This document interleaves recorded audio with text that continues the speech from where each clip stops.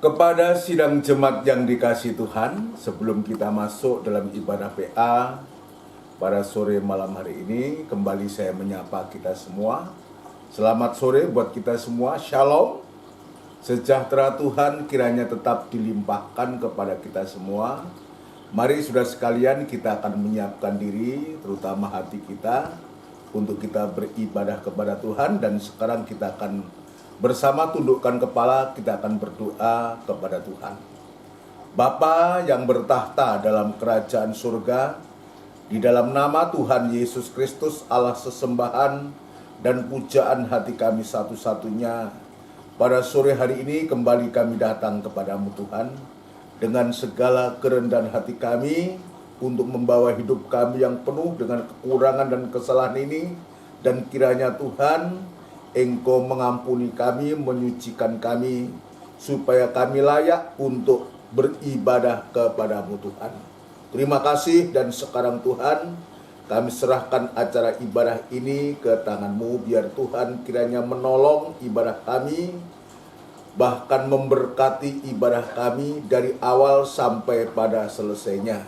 Pelayan-pelayan-Mu yang terkait dalam ibadah ini, Tuhan juga menolong, memakai, memampukan kami semua untuk bisa melayani Engkau dengan setia Tuhan.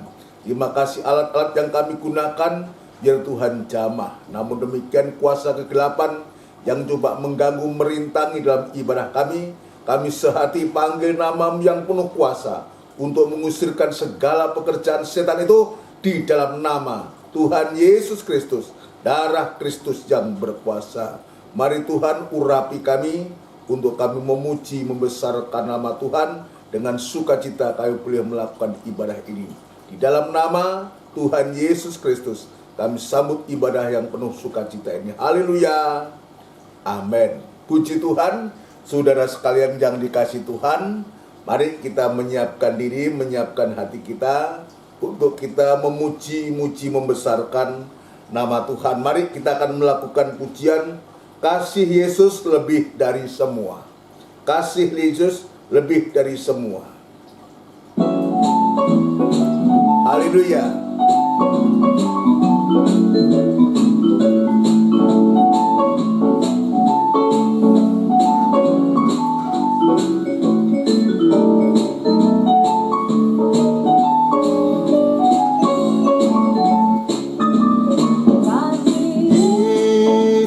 Lebih dari semua, lebih dalam dari lautan, dan lebih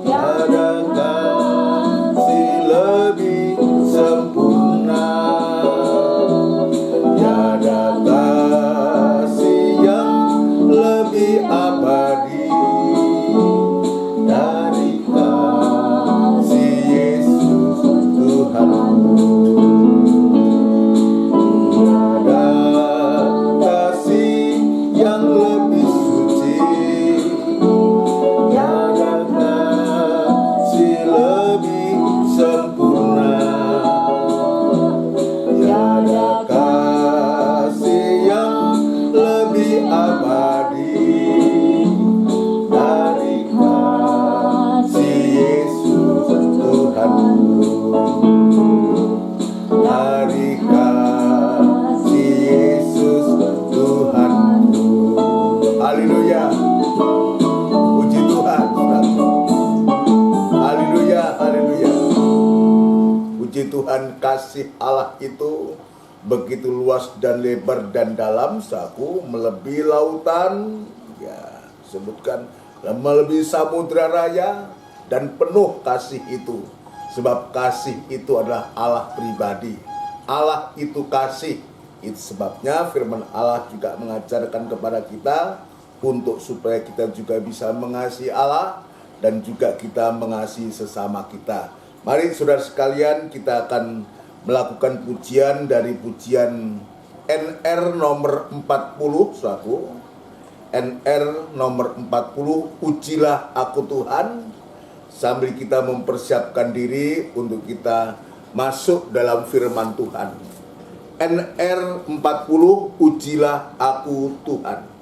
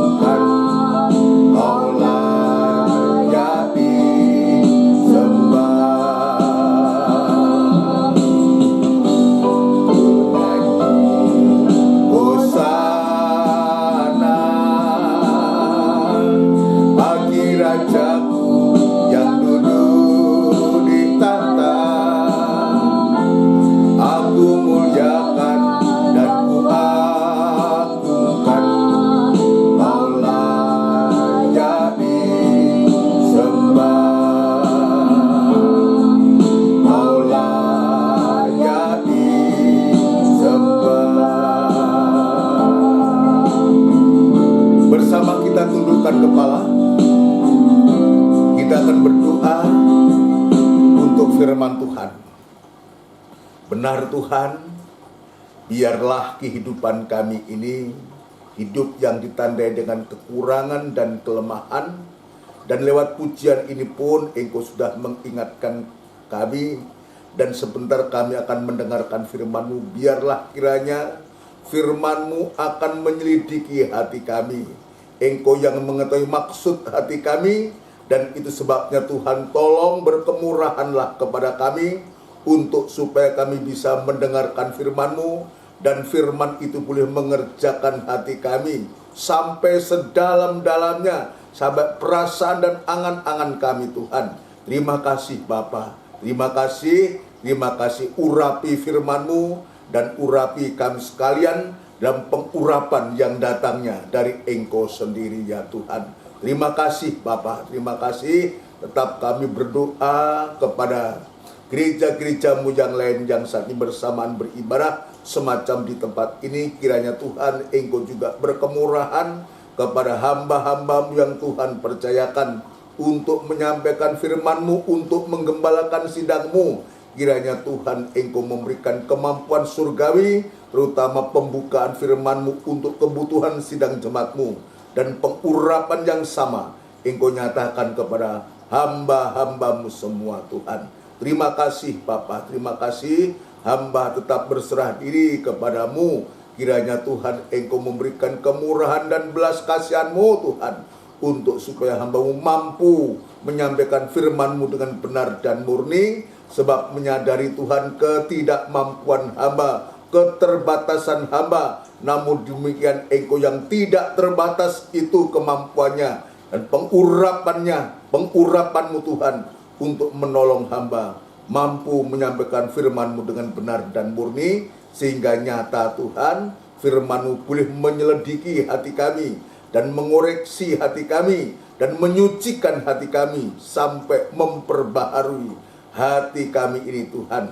Terima kasih Bapa di surga, terima kasih. Kami juga berdoa untuk sidang jemaat-Mu semua yang saat ini berada di rumah masing-masing. Kiranya Tuhan menolong, juga memberkati, memberikan damai sejahtera-Mu, dudukkan dengan terang, sehingga sungguh nyata Tuhan dari kehidupan dari sidang jemaat-Mu selalu dan tetap merindukan perkataan-Mu Tuhan. Terima kasih Bapa di surga, terima kasih, dan kami siap untuk mendengarkan firman-Mu, dan berfirmanlah Tuhan kepada kami. Terima kasih Tuhan, kami sambut firman-Mu ini dengan rasa ucapan syukur di dalam nama Tuhan Yesus Kristus. Haleluya. Amin. Puji Tuhan, saudaraku yang dikasihi Tuhan. Sebelum lanjut dalam pemberitaan firman Tuhan kembali, saya ingin menyapa kepada kita semua. Selamat sore, shalom, sejahtera Tuhan kiranya tetap dilimpahkan kepada kita semua. Kita bersyukur, kita berterima kasih sepanjang hari Tuhan sudah menolong kita dalam kegiatan kita, dalam aktivitas kita, baik di kantor, di ladang, dimanapun kita berkegiatan, dan Tuhan sudah menolong kita sepanjang hari ini. Dan sore hari ini kembali Tuhan mengembalikan kita, menghimpunkan kita untuk kita bisa beribadah. Dan ini sungguh bukan karena kita kuat atau gagah, bukan karena kita mampu, ini semata-mata hati Tuhan itu sungguh-sungguh tertuju kepada kita, dan hati kita juga tersentuh dengan hatinya Tuhan, dan sehingga kita bisa sore malam hari ini kita bisa berkumpul kembali untuk supaya kita bisa mendapatkan firman Tuhan. Sebab kita menyadari, saudara sekalian, firman Tuhan itu adalah pribadi Allah, dan pribadi Allah itulah yang menjadi suatu kebutuhan kita, apalagi di masa-masa sulit sekarang ini, di masa-masa pandemi. Bahkan ada berita yang baru, ada varian-varian yang baru. Di negara-negara lain kita tetap berdoa, ya moga itu tidak sampai di Indonesia. Ya saya tidak bisa membayangkan kalau itu sampai datang lagi, saya tidak mengerti. Itu dari semua itu pasti ada rencana Tuhan yang indah kepada kita. Ya, kita tidak mengerti memang, tapi Tuhan yang tahu apa yang Tuhan mau kerjakan untuk kita. Yang terpenting dari pihak kita adalah biar kita memberikan diri kita untuk selalu siap, untuk selalu taat dan dengar-dengaran. Satu, ini merupakan suatu bukti bahwa kita mempunyai hati yang rata, ya, mempunyai hati nurani yang baik. Satu, maka kita biar taat dan dengar-dengaran kepada Tuhan, terutama sekaligus juga kita bebas, ya, dengan hati yang baik, hati yang rata, roh yang sehat yang dihasilkan dari asuhan Tuhan itu, satu, dari bimbingan Tuhan itu, roh kita diasuh, satu, sehingga kita punya roh yang sehat, sehingga sungguh, satu, dengan roh yang sehat itu, hati nurani yang baik itu, kita boleh belajar taat dan dengar-dengaran. Dan taat dan dengar-dengaran ini sesungguhnya Tuhan sendiri yang sudah menjadi teladan sempurna buat kita. Dan Dia adalah Allah sendiri. Dia rela untuk meninggalkan kealahannya, meninggalkan surga, dan Dia turun ke bumi ini, saudaraku. Bahkan Dia menjadi hamba dan manusia. Sebagai manusia Dia taat sampai mati di atas kayu salib. Dia rindu dan Dia ingin menunjukkan kasih-Nya kepada kita, saudaraku, untuk supaya kita boleh menikmati kasih-Nya Allah, menjadi kehidupan yang diselamatkan, sehingga kita mempunyai hati nurani yang baik, untuk supaya kita bisa belajar taat dan dengar-dengaran seperti Dia taat dan dengar-dengaran kepada Bapaknya. Puji Tuhan. Mari saudara sekalian, kita akan lanjutkan apa yang menjadi topik dalam pemberitaan firman Allah ini. Ya, saya sedikit untuk mengulang kembali, ya, tidak mengapa untuk kita selalu mengulang, sebab mengulang firman itu, saudaraku, dan di satu sisi banyak orang juga menjadi bosan karena selalu diulang dan diulang, saudaraku. Tapi di sisi yang lain firman Allah mengatakan, mengulang firman Allah itu, membaca ulang firman Tuhan itu bukan membuat kita menjadi rugi, saudaraku, tapi justru sebaliknya. Dengan kita membaca ulang, ya, berulang-ulang kita sampaikan sampai betul-betul firman Allah itu mendarah daging dalam kehidupan kita. Mendarah daging, atau firman itu menjadi daging dalam kehidupan, sudah menjadi karakter kehidupan kita. Itu sebabnya saya ingin menyampaikan kepada kita semua untuk kita tidak menjadi bosan. Justru kalau mungkin kita lupa, saudaraku, maka dengan firman Tuhan diulang ini, kita diingatkan kembali. Roh Kudus mengingatkan kita kembali akan segala perkataan-perkataan yang pernah diucapkan oleh Tuhan lewat khotbah-khotbah yang disampaikan oleh para gembala, oleh hamba-hamba Tuhan yang Tuhan percayakan kepada kita. Puji Tuhan. Yang lalu saya menunjukkan suatu bahwa hati yang rata, atau hati nurani yang baik, atau roh yang sehat itu dihasilkan dari asuhan Tuhan. Oleh karena Tuhan mengasuh kita, oleh karena Tuhan Allah membimbing kita, bukan karena kita kuat dan gagah, tapi semata-mata ini oleh karena asuhan Tuhan lewat firman Allah yang Tuhan berikan kepada kita. Dan jelas, saudaraku, hati yang rata atau roh yang sehat ini, kemarin saya menunjukkan dalam ibadah minggu, digambarkan bagaikan padang rumput. Digambarkan bagaikan padang rumput, hamparan yang luas rumput itu, saudaraku. Dan kita juga teringat ketika kita bicara tentang padang rumput, saudaraku, maka kita juga teringat pula dengan apa yang pernah diucapkan oleh Raja Daud, saudaraku. Dia mengatakan, Tuhan itu adalah gembalaku, tidak kekurangan aku, dibaringkannya aku di rumput yang hijau. Ya, jadi kalau kita bicara tentang padang rumput, maka pasti kita teringat akan domba-domba. Daud, dia menempatkan dirinya sebagai seekor domba, dibaringkannya domba itu, ya, di atas rumput, di padang rumput itu. Ya, untuk apa, saudaraku? untuk supaya betul-betul ya domba-domba itu mengalami satu pemeliharaan Tuhan. Nah, namun demikian di sini Tuhan tunjukkan ketika Tuhan memberikan makan kepada 5.000 orang, lain perempuan, lain anak, dengan 5 ketul roti dan 2 ikan, saudaraku. Maka yang sudah kita baca kemarin dalam Injil Matius pasal yang ke-14, saudaraku, pasal yang ke-14, ya khususnya ayat yang ke-19 kita bisa melihat apa yang Tuhan lakukan kepada orang yang banyak itu, saudaraku. Orang yang banyak itu, tentu orang yang banyak itu sudah merasakan lapar, dan memang Tuhan mengatakan di sana kamu harus memberi makan. Ya, kamu harus memberi makan. Ya, yang ini yang Tuhan tunjukkan kepada kita, kamu harus memberi makan kepada mereka semua. Ya, Tuhan menunjukkan ini. Ya. Pasal 14 ayat yang ke 16, aku. Ayat yang pasal 14 Injil Matius pasal 14 ayat 16, tetapi Yesus berkata kepada mereka, tidak perlu mereka pergi.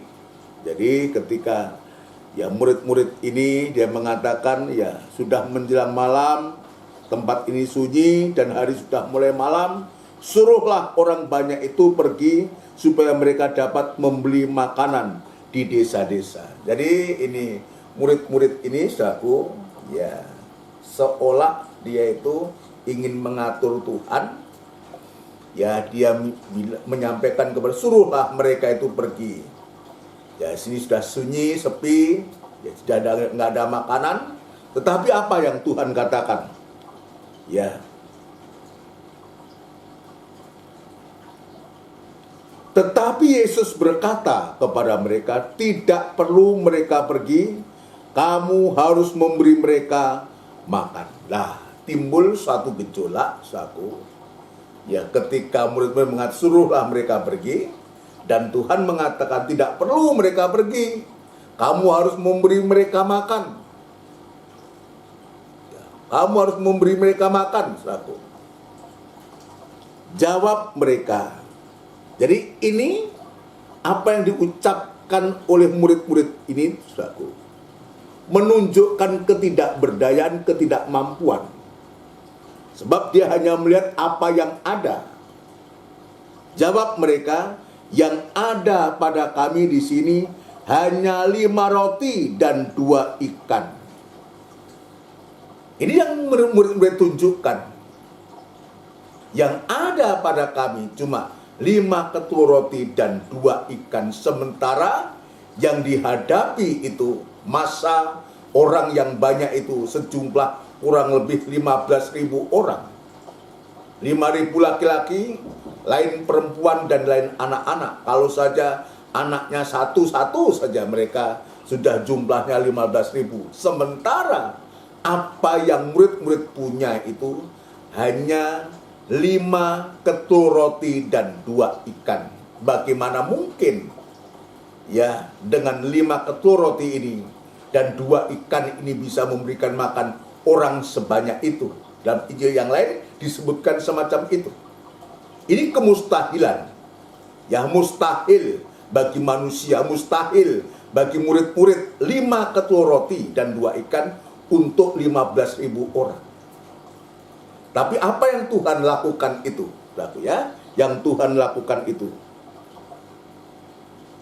Jawab mereka, yang ada pada kami di sini hanya 5 roti dan 2 ikan. Yesus berkata, bawalah kemari kepadaku.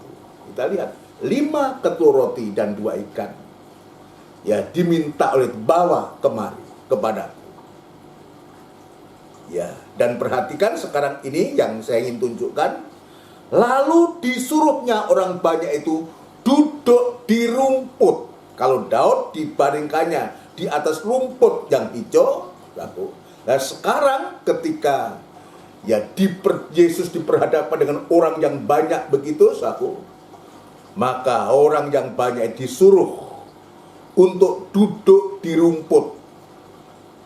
duduk di hamparan rumput, di tanah yang rata itu, yang penuh dengan rumput itu, itulah menjadi tempat untuk duduk orang banyak ini. Ya, ayat 19 saya ulangi.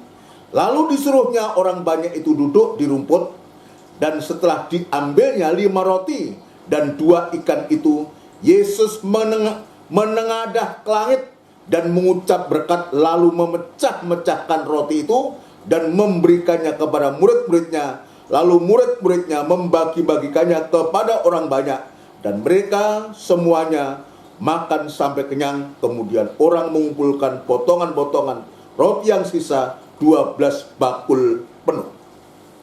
Dan kita bisa melihat cara Tuhan bekerja ini. Ya, bagi murid 5 ketul roti dan 2 ikan itu mustahil.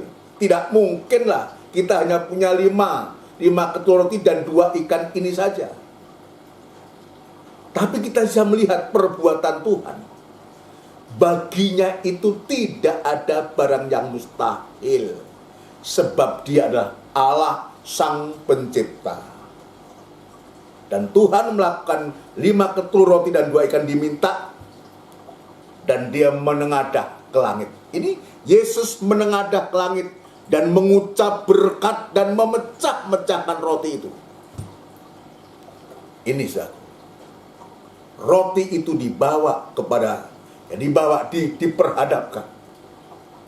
Dia mengucap berkat, diberkati roti itu dan dipecah-pecahkan.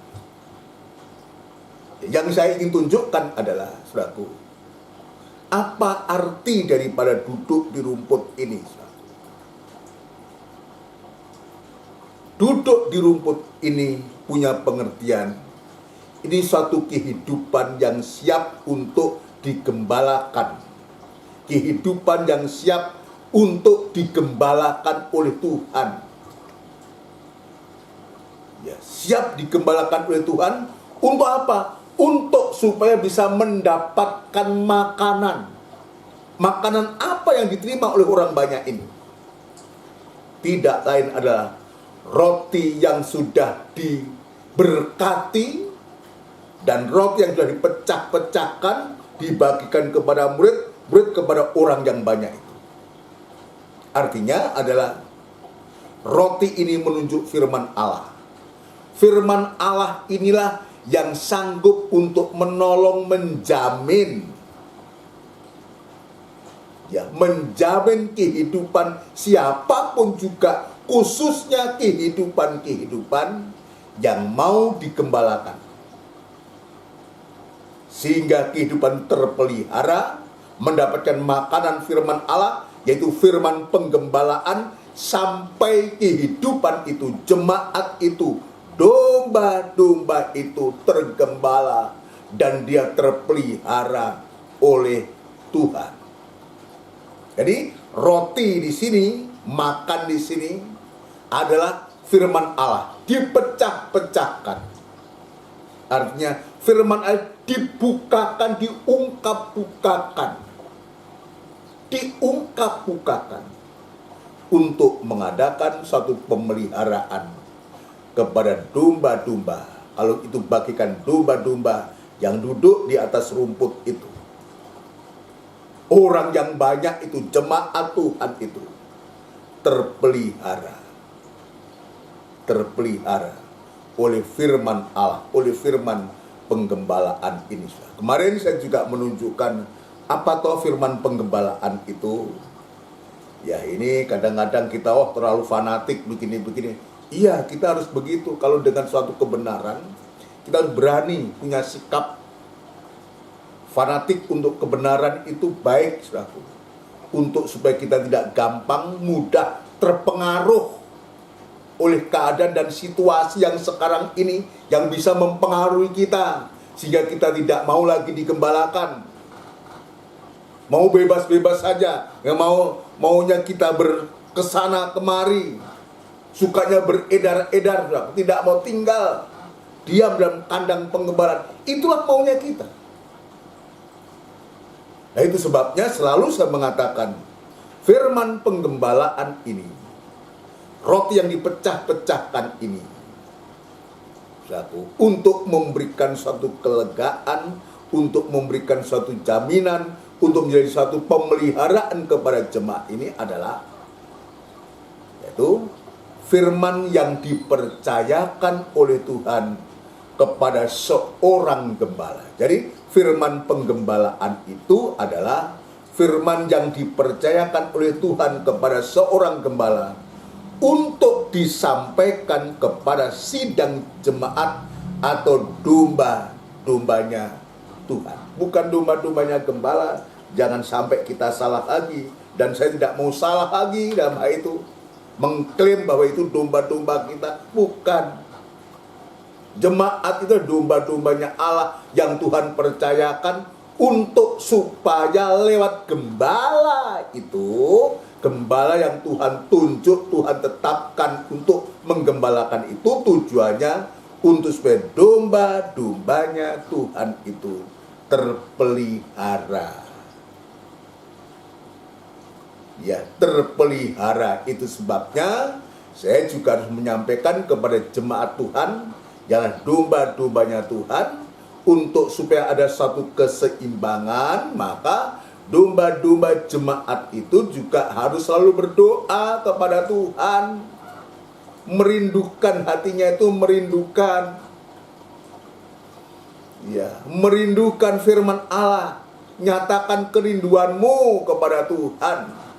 Supaya apa? Supaya Tuhan itu memberikan firman Allah lewat gembala, lalu nanti disampaikan kepada sidang jemaat. Seperti apa yang Tuhan perbuat.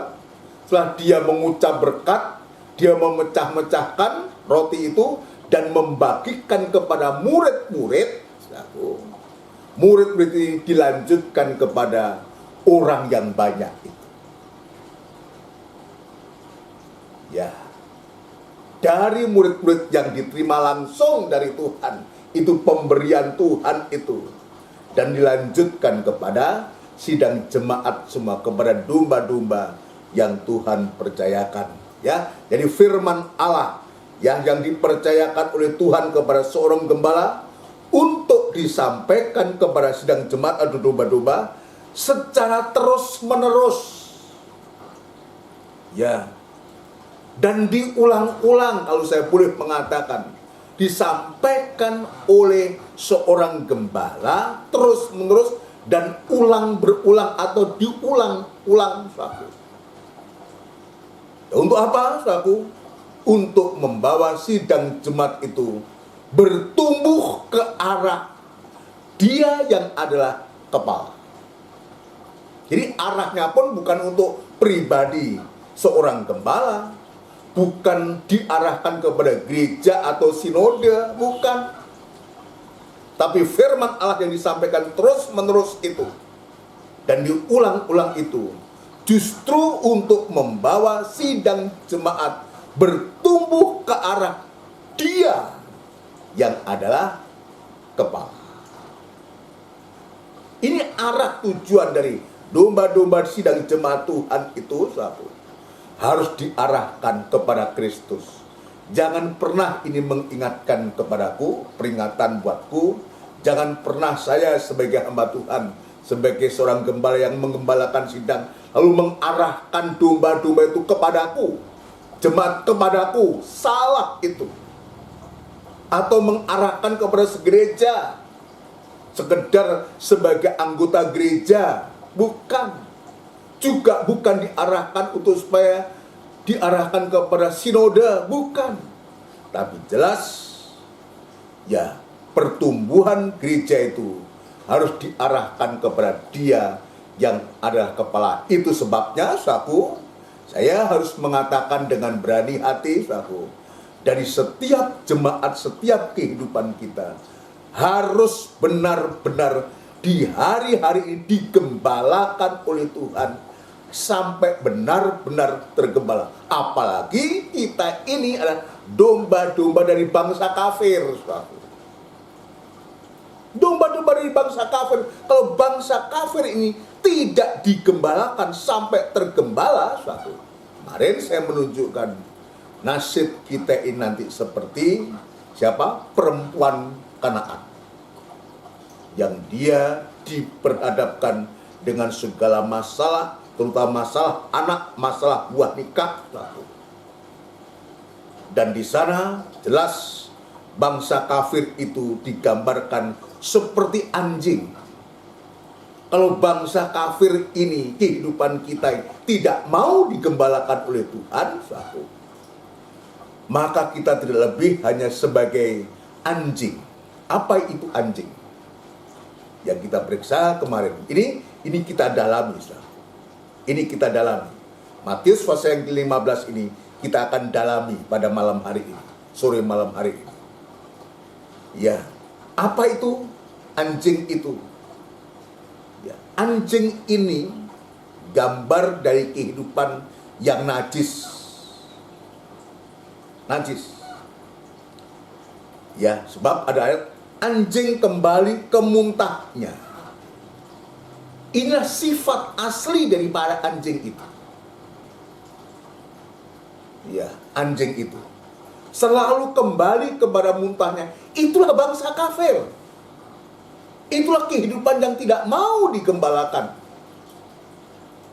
Ya. Itu sebabnya Tuhan mengatakan tidak patut mengambil roti dari anak-anak dan melemparnya kepada anjing. Kamu itu anjing.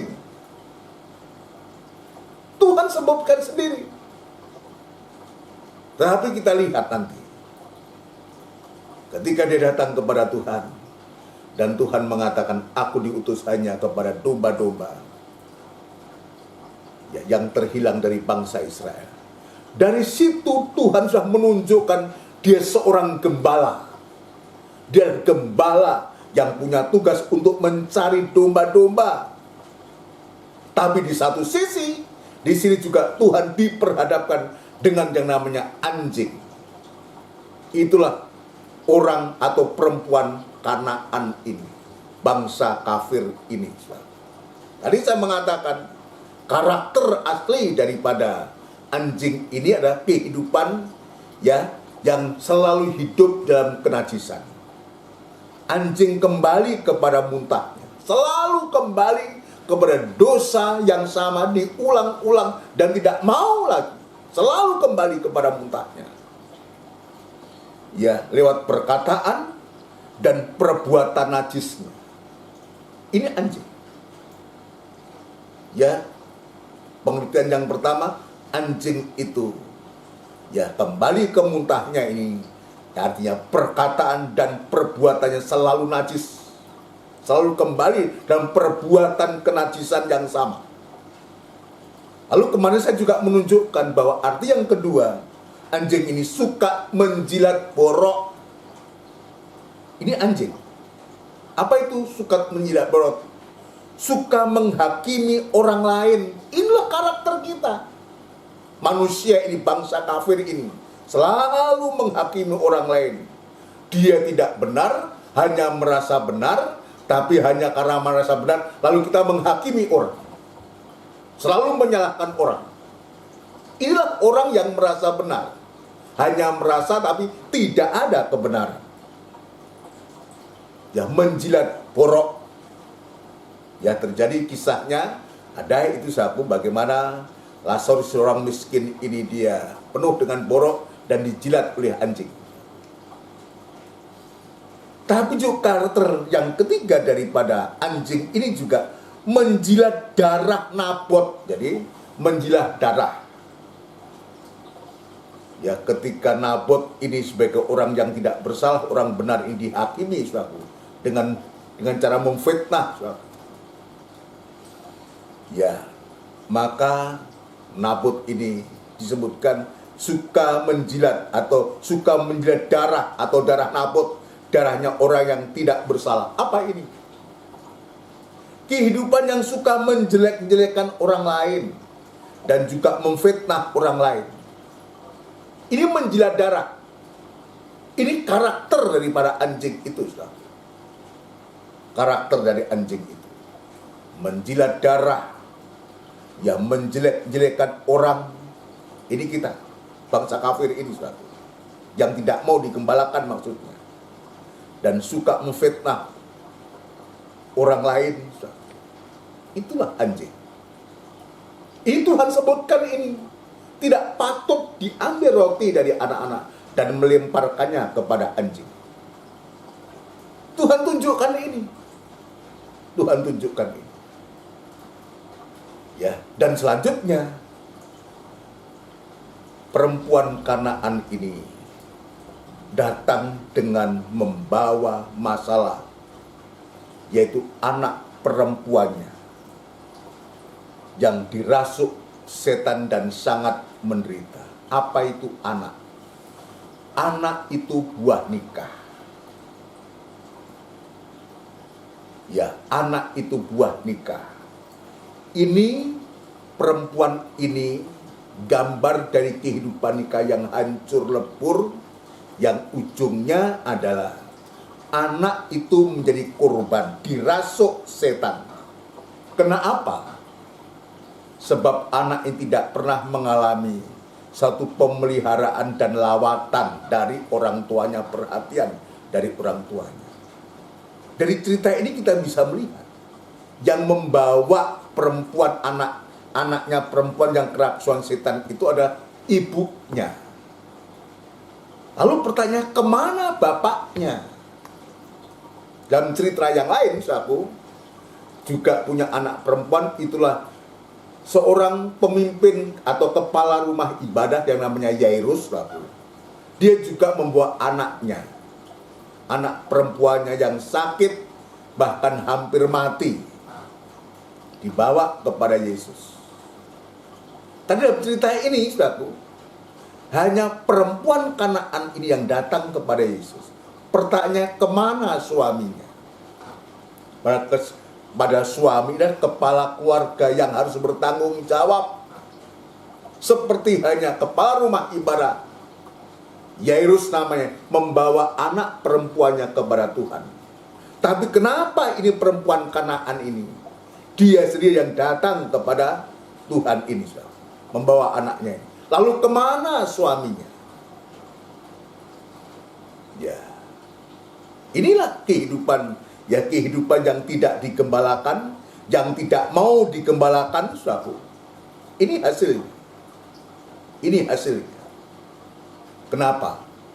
Bisa jadi suaminya atau bapaknya itu nggak tahu apa objeknya, apa pekerjaannya, apa kegiatannya, sampai tidak sempat, terlalu sibuknya kegiatannya, tidak sempat untuk memberikan perhatian kepada anak perempuannya yang sedang dirasuk setan dan sangat menderita. Artinya dengan kata lain, bapaknya mungkin hanya mementingkan dirinya sendiri. Ya, ini peringatan buatku sebagai seorang ayah, tapi juga sebagai bapak rohani, ya, untuk sidang jemaat semua. Tuhan ingatkan, ini juga menjadi koreksi bagiku untuk lebih memberikan satu perhatian, ya, baik lewat doa-doa syafaat untuk jemaat Tuhan, jemaat yang Tuhan percayakan. Ini kita lihat, nampaknya ini tidak hadirnya seorang ayah, ya, untuk mendampingi anaknya atau istrinya ini, tentu ada sesuatu hal yang tidak beres, yang mengakibatkan kehancuran daripada nikah dan rumah tangga itu. Kenapa? Ada ayat mengatakan, kalau ada iri hati dalam rumah tangga, kalau ada kepentingan diri sendiri, apalagi ini seorang ayah mementingkan dirinya sendiri, memikirkan senangnya sendiri, saudara sekalian, tidak memberikan perhatian kepada istri dan anak-anaknya, akibatnya apa? Istri dan anaknya itu menjadi korban. Lalu siapa yang harus bertanggung jawab? Ini biar menjadi koreksi buat. Ya. Ayat jelas mengatakan, di mana ada kepentingan diri sendiri, di situ ada kekacauan dan kejahatan. Yakobus pasal yang ketiga. Yakobus pasal yang ketiga, saudara, ya. Yakobus pasal yang ketiga. Ini dasar, saudara. Tuhan ingatkan kepada kita, ini baik, saudara, menemplak saya, menemplak kita semua. Perhatikan seorang ayah, suami-suami. Ya, suami kemana? Jangan sampai terjadi hal yang semacam ini, saudara, ya. Yakobus pasal yang ketiga ayat yang ke-16. Ya. Ayat yang ke-16 Yakobus pasal 3, sebab di mana ada iri hati, perhatikan, ada iri hati dan mementingkan diri sendiri, di situ ada kekacauan dan segala macam perbuatan jahat. Ini biar ini menemplak saya, menemplak para suami, menemplak bapak-bapak semua. Kalau di sini dalam kisah ini jelas perempuan Kanaan membawa anaknya perempuan kepada Tuhan. Bisa dikarenakan karena ya bapaknya atau suami dari perempuan Kanaan ini, dia mementingkan dirinya sendiri.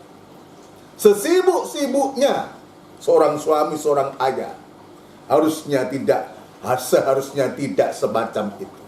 Tapi ayat mengatakan, di mana ada iri hati dan mementingkan diri sendiri, di situ ada kekacauan. Ini ingat baik-baik kepadaku, kepada kita semua.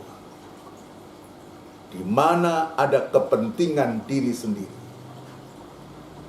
di situ ada kekacauan. Ini yang membuat rumah tangga, ini yang membuat nikah, yang membuat buah nikah itu kacau balau, membuat kacau balau. Dan justru di situ juga ditambahkan ada segala macam perbuatan jahat, ada segala macam dan segala macam perbuatan jahat.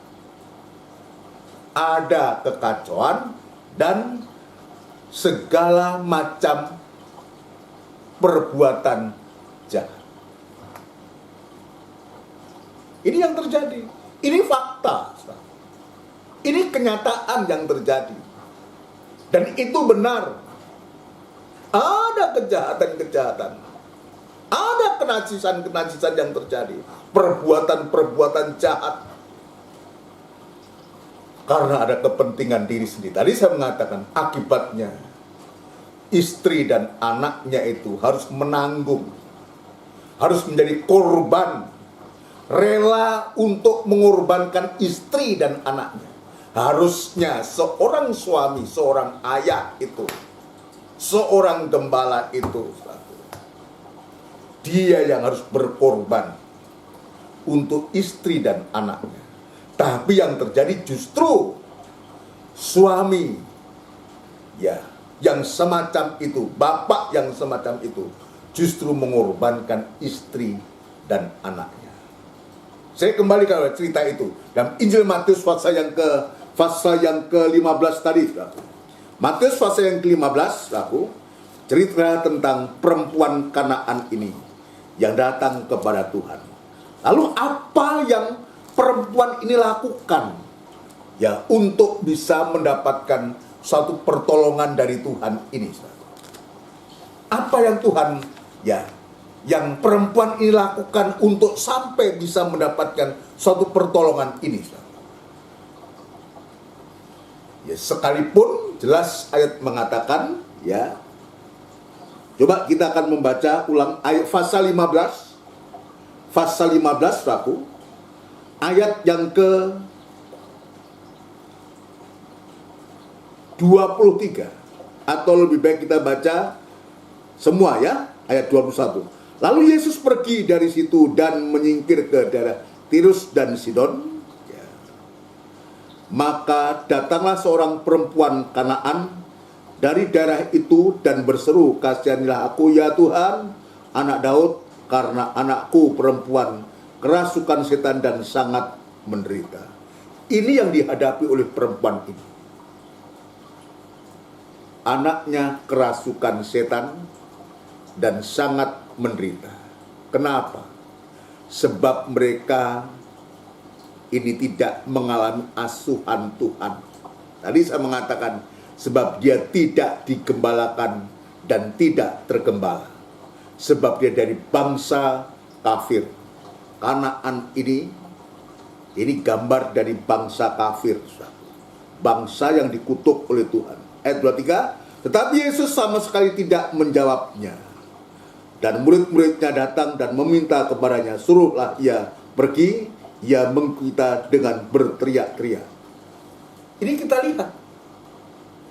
Tuhan tidak tertarik. Nanti kita akan baca kenapa demikian. Ya. Ketika perempuan ini menyampaikan unek-uneknya, dia datang dengan persoalannya itu, dan Tuhan sama sekali tidak menjawabnya. Ini bagikan tanda-tanda nggak ada suatu harapan bagi perempuan ini untuk bisa mendapatkan pertolongan untuk anaknya. Bahkan ditunjang lagi, didukung oleh murid-murid, dan nampaknya murid-murid juga tidak senang karena apa? Perempuan ini mengikuti. Ya. Dan ayat 24, jawab Yesus, aku diutus hanya kepada domba-domba yang hilang dari umat Israel. Artinya tidak ada kesempatan. Kesempatan sudah tertutup. Ketika Tuhan itu mengatakan, aku diutus hanya kepada domba-domba yang hilang. Ya, domba-domba yang hilang dari umat Israel. Sementara perempuan ini orang Kanaan. Kanaan ini bangsa kafir. Israel ini adalah umat pilihan Allah. Itu yang Tuhan tunjukkan. Aku hanya untuk orang Israel, bukan untuk kamu bangsa kafir. Mungkin ringkasnya seperti itu. Jadi ini nggak ada kesempatan, peluang untuk ditolong itu tidak ada. Tidak ada. Seolah sudah tertutup. Bukan hanya itu kita lihat ya. Ayat 25, tetapi perempuan itu mendekat dan menyembah dia sambil berkata, Tuhan tolonglah aku. Kita lihat, sekalipun Tuhan sudah mengatakan aku diutus hanya kepada orang Israel, saudara sekalian, dan juga murid-murid juga demikian tidak senang dia diikuti terus. Tapi karena rasa butuhnya, perlunya untuk kesembuhan seorang anak itu. So, anak ini adalah darah daging, ini buah dari nikah orang tua itu. Apapun orang tua ini, seorang ibu ini, ya sekalipun tanpa ada suami yang mendampingi, nggak tahu suaminya kemana, dengan kepentingan sendiri dia nggak tahu berbuat apa. Tapi seorang ibu ini dia sudah berjuang, berusaha, berupaya. Sekalipun Tuhan sudah mengatakan, aku hanya untuk orang Israel. Tapi perempuan ini tidak putus asa. Perempuan tidak putus asa. Sebab dia yakin, dia percaya, hanya anak Daud, Yesus anak Daud inilah yang berkuasa. Seperti perempuan yang dia meleleh darah 12 tahun ini. Asalku jamah cupanya, aku pasti sembuh. Keyakinan yang penuh. Seperti halnya kepala rumah ibadah Yairus itu. Dia yakin bahwa Yesuslah yang sanggup untuk menolong anaknya. Sekarang perempuan Kanaan ini, dia tidak putus asa sekalipun seolah-olah sudah ditutup kesempatan itu. Dia tidak putus saja. Tolonglah aku, tolonglah aku. Tuhan, tolonglah aku. Tapi apa yang Tuhan katakan? Tapi Yesus menjawab, tidak patut mengambil roti yang disediakan bagi anak-anak dan melemparkannya kepada anjing. Ini luar biasa. tidak ada kesempatan, dan seolah Tuhan mengatakan kamu itu anjing, kehidupan yang najis, kehidupan yang tidak digembalakan. Sementara Tuhan mengatakan, aku diutus kepada domba-domba yang hilang dari Israel. Sekalipun perempuan ini sudah direndahkan begitu rupa, disebutkan anjing tadi, sifatnya anjing saya sudah sampaikan kepada kita semua. Kembali ke muntah, menjilat borok, menjilat darah, dia tetap tidak berputus asa. Asal anaknya sembuh. Tidak mengapa dia direndahkan. Kita bisa mengambil satu pelajaran, saudaraku. Kadang kita juga seolah Tuhan itu memperlakukan kita semacam ini, sampai betul-betul kita direndahkan.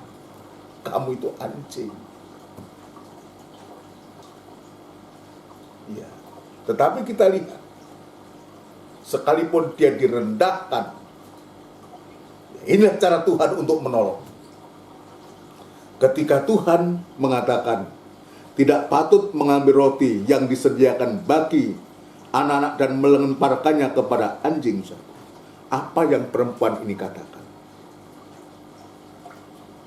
Benar Tuhan, namun anjing itu makan remah-remah yang jatuh dari meja tuannya. Dia direndahkan, iya. Tapi dia membenarkan apa yang diucapkan oleh Tuhan. Ketika Tuhan mengatakan, tidak patut diambil roti dari anak-anak ini dan melemparnya kepada anjing. Dan dia mengatakan, benar Tuhan. Artinya apa? Artinya dia membenarkan bahwa saya ini anjing. Iya.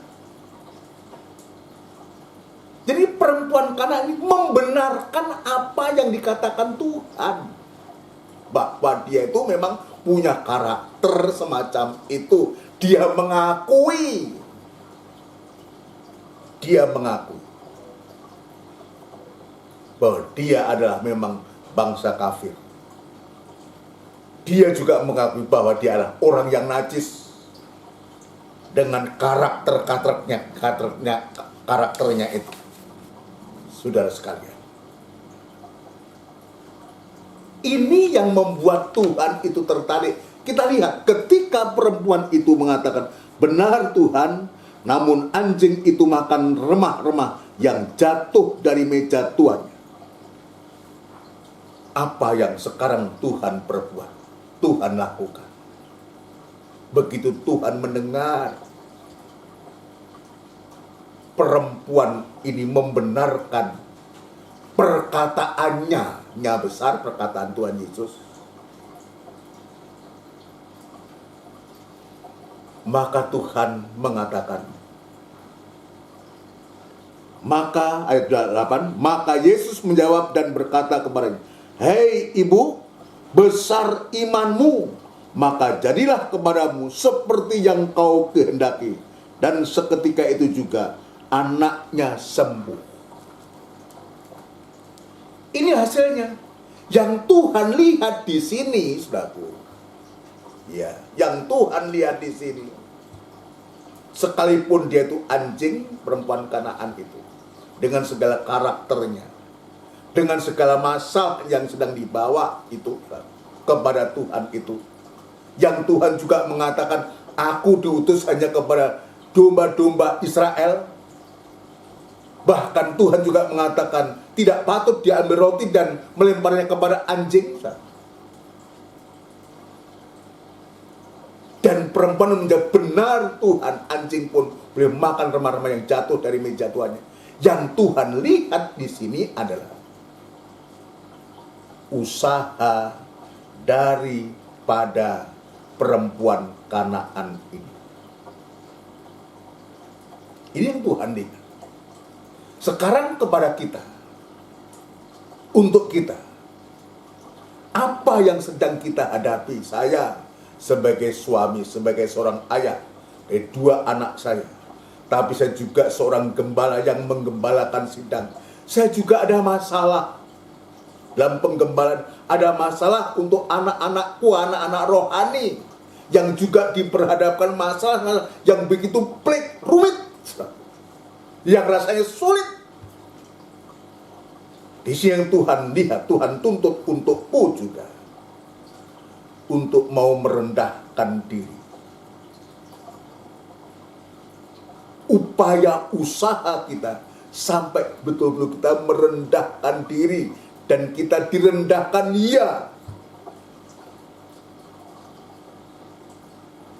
dan kita bisa mengakui apa yang diucapkan oleh Tuhan. Benar Tuhan, ini yang Tuhan nanti kepada kita, kepada bapak-bapak, kepada ibu-ibu, kepada suami, istri, kepada anak-anak semua. Yang Tuhan nantikan seperti perempuan Kana ini adalah usaha kita untuk kita bagaimana kita boleh merendahkan diri. Usaha upaya kita untuk merendahkan diri sampai kita bisa makan firman. Dia katakan, ya benar Tuhan. Ya, dikatakan di sini ya, benar Tuhan, namun anjing itu makan remah-remah yang jatuh dari meja Tuhan. Inilah usaha dari perempuan ini.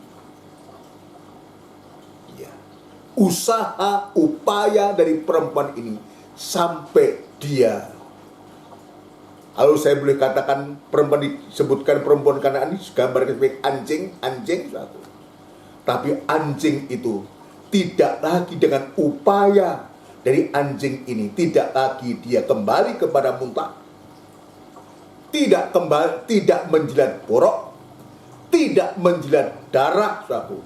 Tapi sekarang perempuan Kanaan ini dia menjilat firman Allah, menjilat roti firman Allah.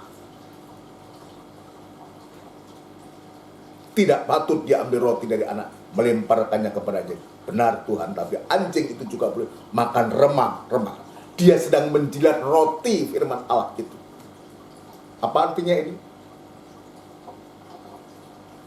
Dia menerima firman Allah itu.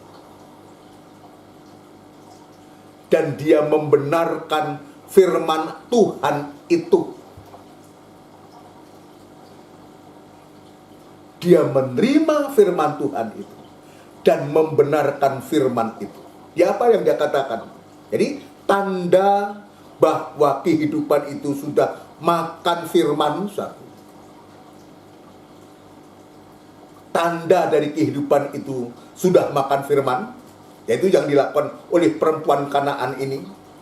Maka dia membenarkan. Apa yang dibenarkan? Membenarkan Tuhan. Atau membenarkan firman Allah. Ini tanda kehidupan yang menjilat roti. Tanda kehidupan yang makan firman Allah. Bukan anjing yang kembali kepada muntahnya lagi. Bukan anjing yang menjilat borok, saudaraku. Bukan anjing yang menjilat darah, tidak.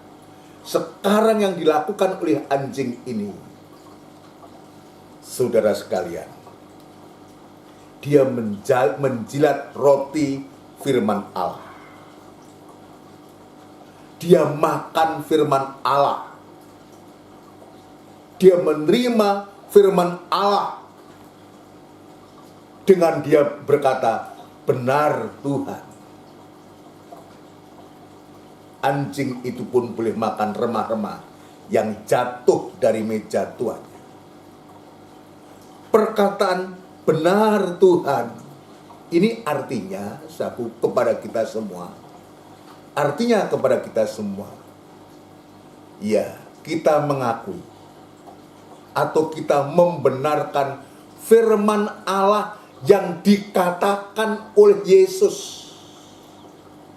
Ketika Tuhan mengatakan tadi, tidak patut diambil roti dan melemparnya kepada anjing, maka dari pihak perempuan ini mengatakan, benar Tuhan. Artinya dia membenarkan firman Tuhan, membenarkan Tuhan, benar apa yang engkau katakan Tuhan. Begitu kurang lebih. Membenarkan firman Allah. Dan ya, jadi tadi saya katakan tanda bahwa kehidupan kita ini menjilat firman Allah, menerima firman Allah, makan firman Allah, yaitu kita bisa mengatakan benar Tuhan, atau membenarkan firman itu sendiri, dan kita berani menyalahkan diri kita,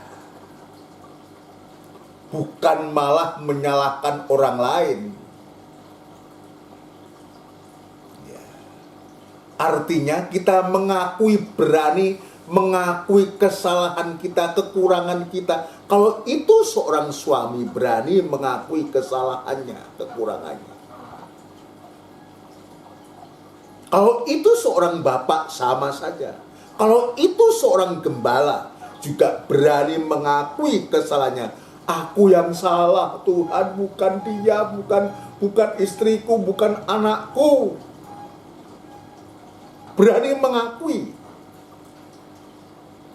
akan kekurangan kita. Kalau kita berani membenarkan firman Allah, maka kita juga harus berani menyalahkan diri kita. Bukan menyalahkan orang lain. Bukan menyalahkan orang lain.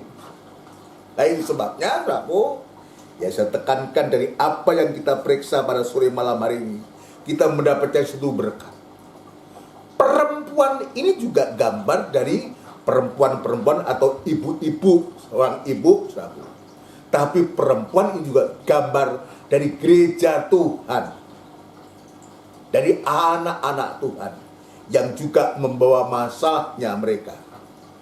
Anak-anak Tuhan yang membawa masalah mereka masing-masing. Setiap kita ada masalah-masalah yang masalah itu berbeda-beda. Tapi Allah yang sama itu sanggup untuk menolong kita. Asal kita mau makan firman Allah. Kita membenarkan firman Allah dan menyalahkan diri kita satu.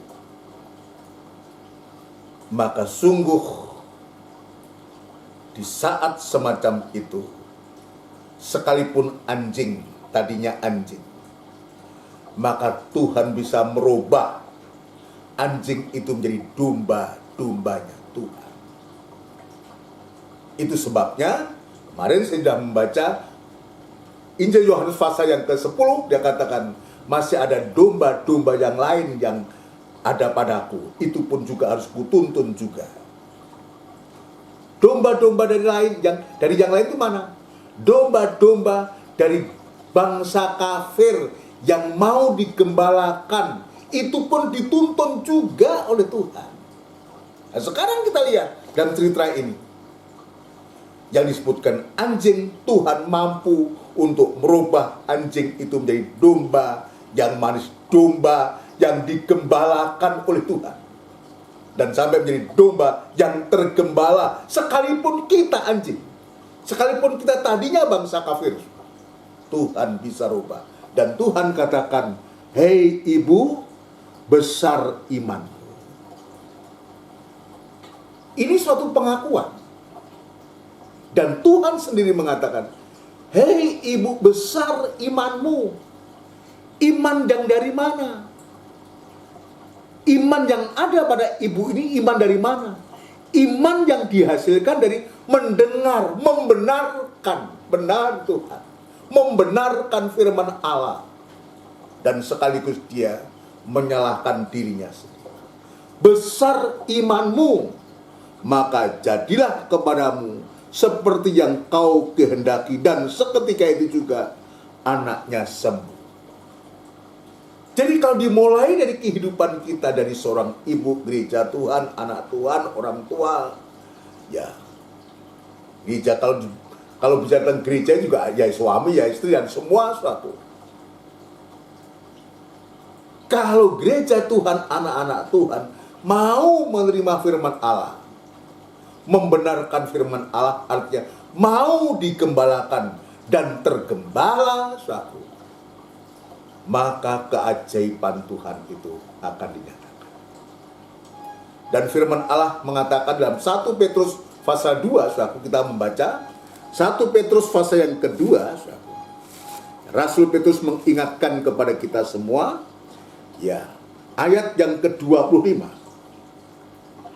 Sebab dahulu kamu sesat seperti domba, tetapi sekarang kamu telah kembali kepada gembala dan pemelihara jiwamu. Jika kita benar-benar, ya, jika kita benar-benar tergembala, maka kita akan benar-benar terpelihara. Ini, kalau kita benar-benar tergembala, maka kita pun juga benar-benar akan tergembala, dipelihara oleh Tuhan. Sekarang saya akan lanjutkan sedikit untuk melengkapi ini. Sekarang hasil dari kehidupan yang tergembala. Hasil dari kehidupan yang tergembala. 1. Pemeliharaan secara langsung dan ajaib dari gembala agung. Itu dibuktikan oleh perempuan ini. Ya, dia sekarang jadi domba yang digembalakan. Apa yang terjadi? Pemeliharaan secara langsung dan ajaib dari gembala yang terutama akan kesembuhan dari anaknya yang dirasuki oleh setan dan sangat menderita itu. Dipulihkan baik secara jasmani dan secara rohani. Nah, kalau hal yang semacam ini dipulihkan oleh Tuhan, maka tidak mustahil apa yang juga menjadi kebutuhan kita dipulihkan oleh Tuhan. Kalau masalah persoalan sudah dipulihkan oleh Tuhan, saudara sekalian, maka akan mengikut nanti apa yang dibutuhkan, apa yang diperlukan oleh domba-domba itu, oleh kehidupan-kehidupan itu, dipulihkan secara langsung dan ajaib dari gembala agung pemelihara jiwa itu. Amin. Yang kedua, ada pertolongan dari Tuhan di dalam nikahnya, dalam rumah tangganya. Dipulihkan anaknya, buah nikahnya dipulihkan, nikahnya dipulihkan oleh Tuhan. Sehingga kehidupan itu, nikah dan rumah tangga itu, kehidupan itu tidak lagi ada mementingkan diri sendiri, iri hati yang mengakibatkan kekacauan dan perbuatan jahat, tidak. Tapi dipulihkan itu artinya nikah dan rumah tangga itu mengalami ketenangan dan ada kebahagiaan atau damai sejahtera. Ya, kalau dalam rumah tangga nikah itu ada ketenangan, ada damai sejahtera, dipulihkan oleh Tuhan, maka nanti yang lain, kebutuhan daripada nikah dan rumah tangga itu akan ikut. Coba saja kita perhatikan, ya, orang yang punya masalah nikah rumah tangga itu juga akan diikuti dengan ekonomi yang akan begitu juga akan kacau juga. Akan kacau. Orang yang semacam itu, kehidupan semacam itu tidak mau digembalakan, tidak mau tergembala, dia mementingkan diri sendiri, maka kacau juga yang lain. Tapi sebaliknya, kalau udah nikahnya dipulihkan, rumah tangganya dipulihkan, maka ekonomi pasti dipulihkan. Kenapa? Sebab dia bisa bekerja, dia menjalani hidup dengan tenang dan bahagia. Maka dia bekerja pun juga dengan tenang dan bahagia. Tapi sebaliknya, kalau kita tetap mempertahankan diri, hidup ya seperti kehidupan bangsa kafir, seperti anjing perempuan Kanani yang sebelum itu, saudara. Maka saya harus katakan, dan saya tidak ingin menakut-nakuti, tidak bermaksud itu, tapi ini menjadi peringatan. Kalau kita tidak mau digembalakan dan kita tetap mempertahankan hidup lama kita dan tidak mau berubah, apapun usaha kita, sebesar apapun modal yang kita bisa dapatkan untuk berusaha, kita akan tetap gagal dan gagal. Kenapa? Sebab Tuhan tidak serta.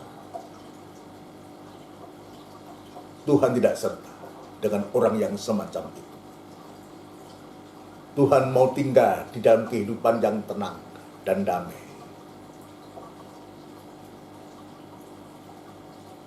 Saya mengingatkan kepada kita semua. Apapun usaha kita, sebesar apapun modal yang kita punya untuk berusaha untuk bekerja, akan ditandai, akan semakin banyak modal yang kita pakai, semakin banyak juga kerugian-kerugian yang kita akan hadapi, kita alami. Ayo, ini cukup keras buat kita. Biar ini menjadi koreksi buat kita. Tuhan itu luar biasa. Tuhan itu luar biasa kepada kita. Ya, apa yang Tuhan lakukan nggak pernah gagal. Sebab Dia adalah Allah. Apalagi kalau kita bersama Dia tidak pernah gagal, maka kita pun juga akan mendapatkan dampaknya. Maka Tuhan akan serta kepada kita, menyertai kita semua. Di hadapan kita ada perjamuan suci. Kalau kita ada rasa butuh, seberat apapun juga kalau malam hari ini, sesusah apapun yang sedang kita hadapi, kalau kita mau merendahkan diri, membenarkan Tuhan, perkataan Tuhan, dan kita mau berusaha keras, sekalipun harus dihina, direndahkan oleh firman Allah, dan kita mau menerima, maka pertolongan itu akan ada. Jika Tuhan menolong perempuan Kanani ini, maka Tuhan juga mampu untuk menolong kita, sebab Dia tidak pernah gagal. Mari kita akan lakukan pujian yang sukacita ini, saudaraku.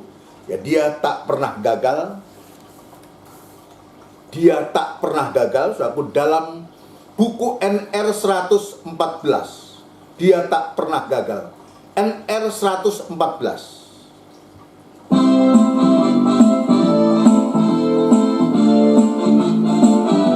Kita akan nyanyikan dengan sukacita ini untuk membangkitkan semangat kita. Kita yakin Dia tidak pernah gagal. Tak pernah gagal. Haleluya. Karena Dia Ya Allah, Dia tak pernah lalai. Dia jamin Firman-Nya, Dia Allah, Raja segala raja, kekuatanku, perisaiku, dan gunung batuku. Bersoraklah, puji sembah Dia, Yesusku, Raja mulia, Yesusku, Allah perkasa, Yesusku, Allah pemenang, Yesus Raja. Haleluya. Oh, haleluya. Tak pernah gagal, karena Dia Allah. Dia tak pernah lalai, Dia jamin firman-Nya. Bab Dia Allah, Raja segala raja, kekuatanku, perisaiku, dan gunung batuku.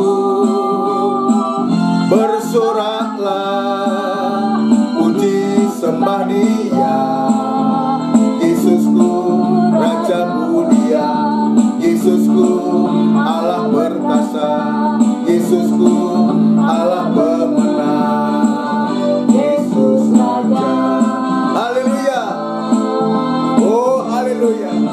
Kita percaya Dia berkuasa. Dia Allah yang sanggup untuk menolong kita. Oh, haleluya. Pada Allah Raja segala raja, kekuatanku, perisaiku, dan gunung batuku. Bersoraklah, puji sembah Dia. Yesusku, Raja mulia. Yesusku, Allah perkasa. Yesusku, Allah pemenang. Yesus Raja. Bersama kita tundukkan kepala di hadapan kita dan tubuh dan darahnya Kristus. Haleluya. Kita yakini Dia berkuasa. Dia tidak pernah gagal karena Dia Allah. Dia juga yang akan menolong kita atas segala kegagalan kita. Kita tundukkan kepala. Kita akan bersekutu dengan tubuh dan darahnya Kristus. Terima kasih Tuhan. Kami mengaminkan firman-Mu. Kami mengaminkan pujian ini bahwa Engkau Allah yang tidak pernah gagal, yang sanggup untuk menolong kami yang gagal Tuhan. Terima kasih Tuhan untuk lawatan-Mu. Ampunkan segala dosa kesalahan kami Tuhan. Bagaikan perempuan Kanani yang begitu kotor dan najis, itulah kehidupan kami Tuhan. Tapi sungguh luar biasa firman-Mu sudah menemplak kami, membawa kehidupan kami untuk kami belajar merendahkan diri dan mengakui kekurangan kesalahan kami Tuhan, dan membenarkan firman-Mu. Sekarang Tuhan, benar apa yang Engkau katakan, kami banyak salah, banyak dosa yang akibatnya banyak masalah persoalan yang sedang kami hadapi di hari-hari ini Tuhan. Terima kasih untuk firman-Mu. Terima kasih, ampuni sekali lagi. Ampuni dosa, salah, dan kejahatan, kebobrokan kami Tuhan. Ampuni kami mulai dari hamba-Mu ini. Sebagai orang tua, sebagai gembala, sebagai hamba Tuhan. Dan kami semua Tuhan, ampuni kami. Sehingga kami layak bersekutu dengan tubuh dan darah-Mu Tuhan. Terima kasih Tuhan, terima kasih. Sekarang kami sambut tubuh dan darah-Mu di dalam nama Tuhan Yesus Kristus. Haleluya. Amin. Puji Tuhan. Saudaraku yang dikasihi Tuhan, mari kita manfaatkan tubuh dan darahnya Kristus ini, dan kita akan mempersiapkan diri untuk itu.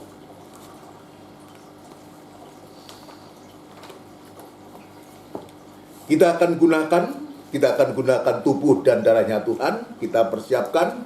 Bagi saudara yang sudah mempersiapkan diri, mari kita akan gunakan. Puji Tuhan. Kita akan gunakan saudara ya, tubuh dan darahnya Tuhan ini sarana untuk kita ya. Saya menunggu kepada kita semua untuk kita bisa menggunakan tubuh dan darahnya Tuhan. Kalau sudah siap, saudaraku, unjukkan tubuhnya Kristus lebih tinggi dari kepala dan dengarkan firman Tuhan. Sebab apa yang telah kuteruskan kepadamu telah aku terima dari Tuhan, yaitu bahwa Tuhan Yesus pada malam waktu Ia diserahkan mengambil roti, dan sesudah itu Ia mengucap syukur atasnya. Ia memecah-mecahkannya dan berkata, inilah tubuhku yang diserahkan bagi kamu. Perbuatlah ini menjadi peringatan akan aku. Haleluya. Kita makan bersama dengan hati percaya dalam nama Tuhan Yesus Kristus.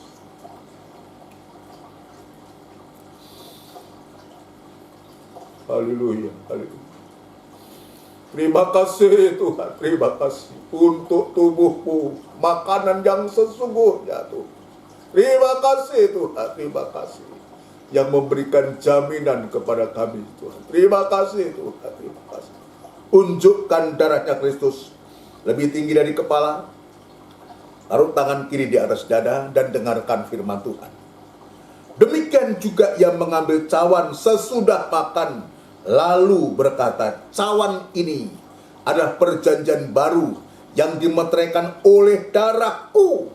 Perbuatlah ini setiap kali kamu minumnya, menjadi peringatan akan aku. Haleluya. Kita minum bersama dengan hati percaya dalam nama Tuhan Yesus Kristus. Haleluya. Haleluya. Kita unjukkan kedua tangan kita ke atas, berikan ucapan syukur dan penyembahan kepada Tuhan. Haleluya, haleluya, haleluya. Haleluya, haleluya, haleluya. Terima kasih Tuhan, terima kasih.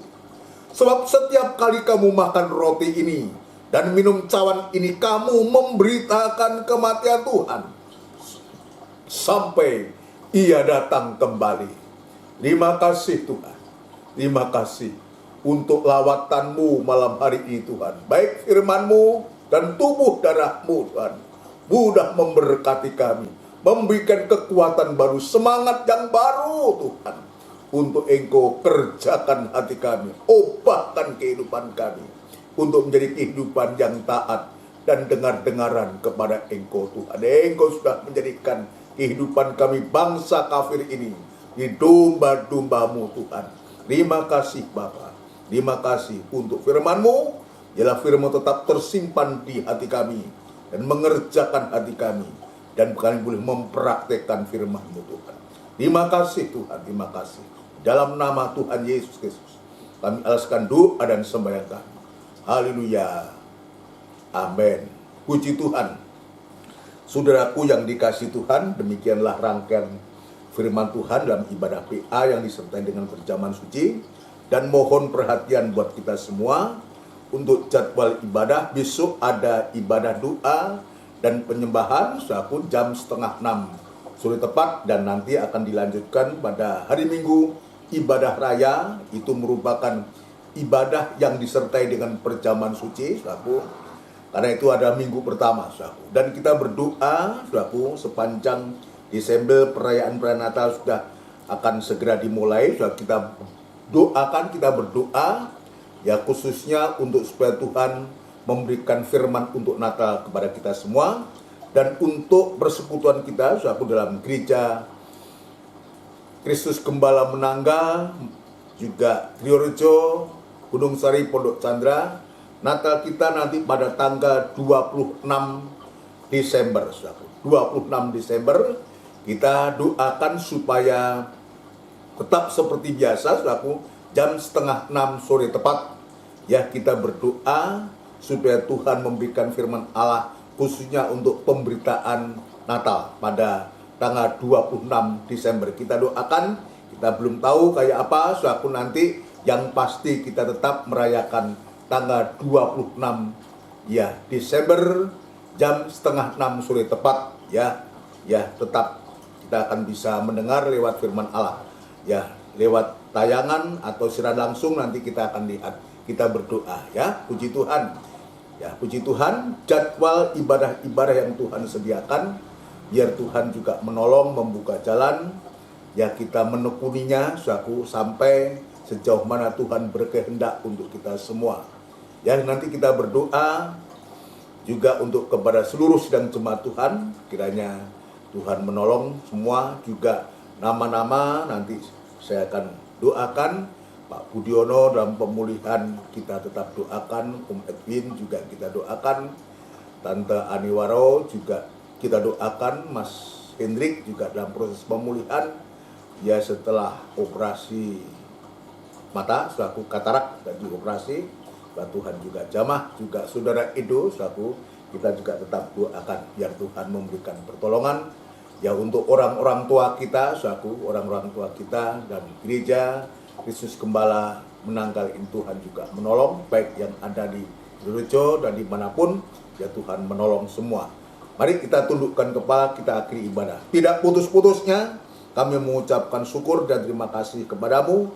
Engkau sudah menolong dan memberkati kami dalam ibadah-ibadah baik firman dan perjamuan suci yang begitu luar biasa. Tuhan sudah menolong kami, biar berkat-Mu ini melimpah dalam hati kami, dan akhirnya menjadi berkat bagi kami sekalian. Tuhan, untuk orang lain kami diberkati, maka menjadi berkat untuk orang lain dan nama Tuhan dipermuliakan. Kami berdoa Tuhan untuk acara-acara ibadah rutin kami, pun ibadah-ibadah perayaan Natal, kami serahkan ke tangan-Mu, biar Tuhan menolong, terutama Tuhan memberikan firman Allah kepada kami semua, supaya sungguh lewat firman-Mu kami sungguh-sungguh boleh dibangunkan, ditumbuhkan rohani kami, untuk membawa kami semua sampai sewaktu-waktu menghadap Engkau Tuhan.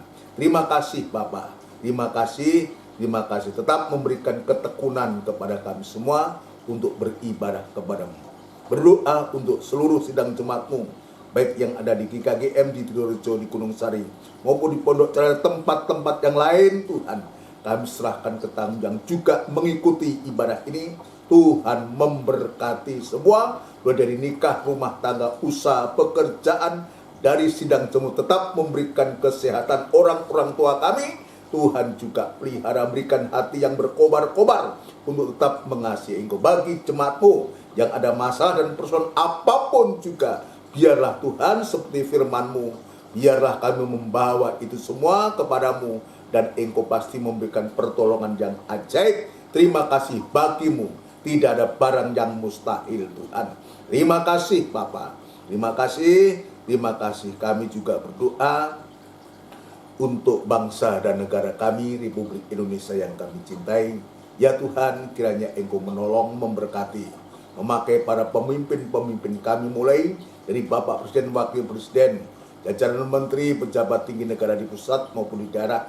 Biar Tuhan juga menolong, juga memberikan hikmat akal budi yang dari Engkau, sehingga kebijakan-kebijakan yang diambil sungguh-sungguh bermanfaat bagi seluruh rakyat Indonesia. Terima kasih Tuhan, terutama berikan damai sejahtera-Mu, supaya sidang jemaat-Mu, gereja-Mu, anak-anak-Mu pulih leluasa untuk bisa beribadah kepada-Mu. Segala pekerjaan setan yang coba mengganggu anak-anak-Mu, mengganggu bangsa kami serahkan ke tangan-Mu, dan kami panggil nama-Mu yang penuh kuasa untuk mengusirkan segala pekerjaan setan di dalam nama Tuhan Yesus, darah Kristus yang berkuasa. Nama-nama yang sudah kami sebutkan tadi, Tuhan Engkau juga menolong, memberikan pemulihan, memberikan kesembuhan. Bagi-Mu tidak ada barang yang mustahil.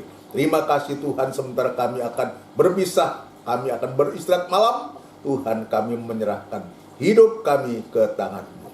Saudaraku yang kekasih, biarlah rahmat, anugerah cinta yang besar yang datangnya dari Allah Bapa, Sang Putra dan Roh Kudus, yang sepenuhnya di dalam nama Tuhan Yesus Kristus. Haleluya. Amin. Selamat malam saudara sekalian. Shalom. Salam sehat buat kita semua. Amin.